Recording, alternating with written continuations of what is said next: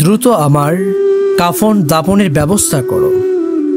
আব্দুল মালিক ইবনে ওমাইর রহিমাহুল্লাহ বলেন, রবি ইবনে খিরাস রহিমাহুল্লাহ আমাকে বলেছেন, আমরা ছিলাম 3 ভাই।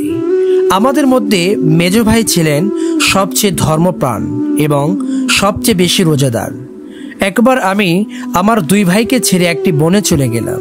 তারপরে যখন আমি বাড়ি ফিরে এলাম, আমাকে বলা হলো আমার সেই ধর্মপ্রাণ ভাইটি মৃত্যুশয্যায়। আমি তার কাছে পৌঁছালাম, জানতে পারলাম সবেমাত্র তিনি মারা গিয়েছেন। লোকেরা তাকে একটি কাপড়ে জড়িয়ে রেখেছিল। আমি তার জন্য কাফনের কাপড় আনতে চলে যাই। কাফন আনার সাথে সাথে দেখলাম হঠাৎ আমার মৃত ভাইয়ের মুখ থেকে কাপড়টি সরে গিয়েছে।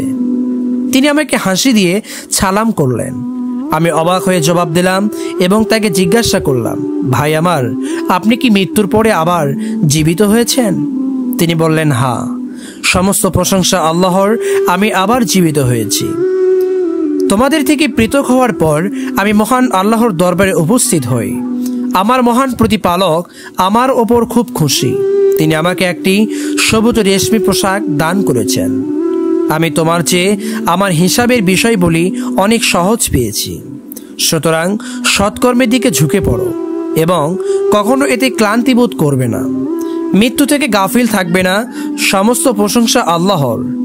আমি ইন্তেকাল করার পর রাসূলুল্লাহ সাল্লাল্লাহু আলাইহি ওয়াসাল্লামের সাথে সাক্ষাতের সুযোগ পাই। তিনি দয়া দেখিয়ে আমাকে বলেছেন, তুমি যতক্ষণ না আসবে ততক্ষণ আমি তোমার কবর থেকে যাব না। সুতরাং তুমি আমার কাফন দাফন দ্রুত সম্পন্ন করো, মোটেও বিলম্ব করো না।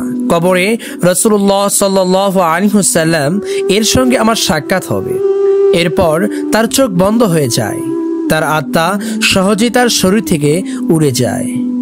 ঘটনাটি উম্মুল মুমিনিন আয়েশা সিদ্দিকা রাদিয়াল্লাহু তাআলা আনহাকে জানানো হলে তিনি নিশ্চয়তার সঙ্গে বলেন, আমরা এই হাদিসটি বর্ণনা করতাম যে এই উম্মতে এমন একজন ব্যক্তি থাকবেন যিনি মৃত্যুর পরে কথা বলবেন।